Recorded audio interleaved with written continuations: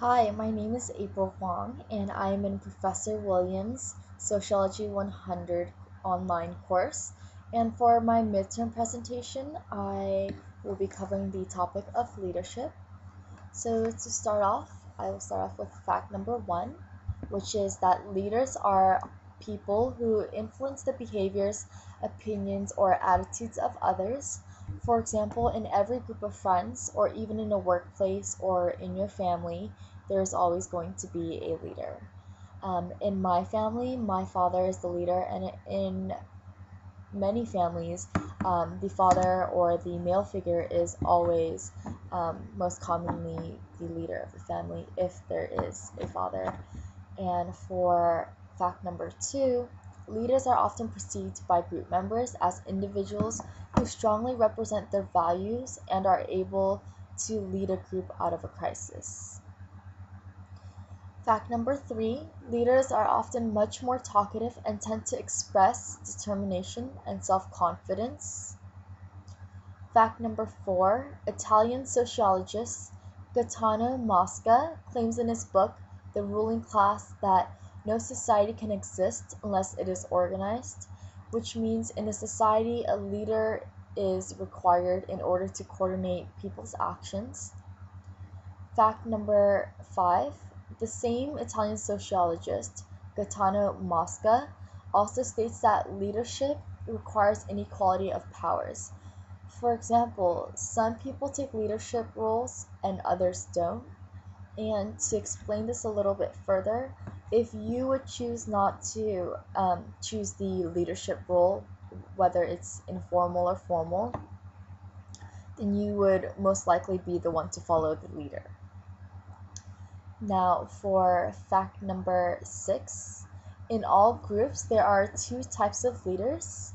The first one being instrumental leader, also known as task-oriented leader. This person tries to keep the group motivated towards its goal and helps group members of the group to stay focused and reminds them constantly of what they are trying to accomplish.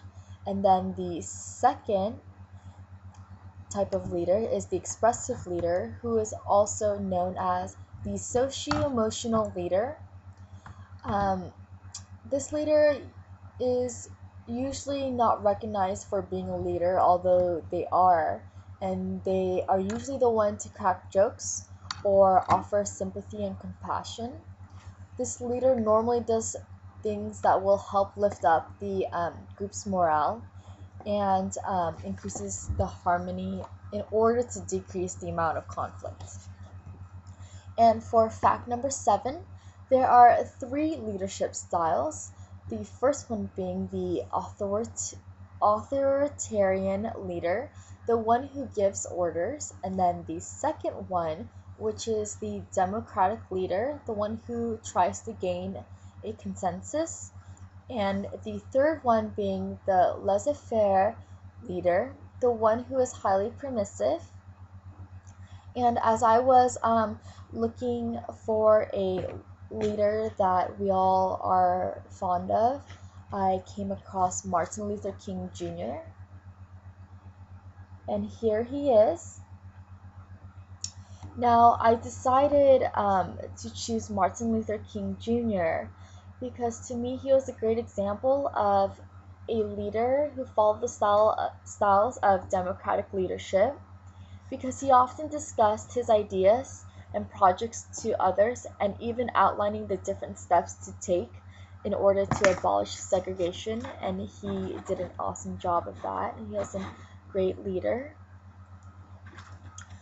My fact number 8 would be, in any group of people, there are those who step forward to organize people and events to achieve a specific result, and in organized activities, leaders can be designated, and in informal context, such as a party, they can emerge naturally. So depending on the situation, whether it's an informal or formal context, then there will either be a designated or naturally emerged leader. And fact number 9, The traits that differentiate leaders from non-leaders include sociability, initiative, persistence, knowing how to get things done, self-confidence, alertness, and insight into situations, cooperativeness, popularity, adaptivity, and verbal facility.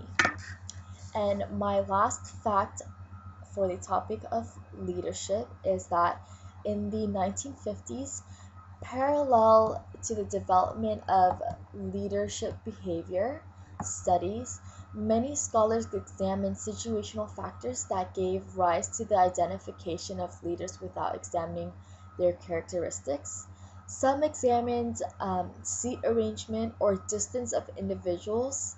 The results of these studies demonstrated that individuals at the lead of the table and those who commanded more space were often identified as leaders. And that is all for my presentation. And for my three multiple choice questions and my open-ended essay questions, please look at my forum. That will be also attached to my written portion of this midterm presentation. Thank you very much.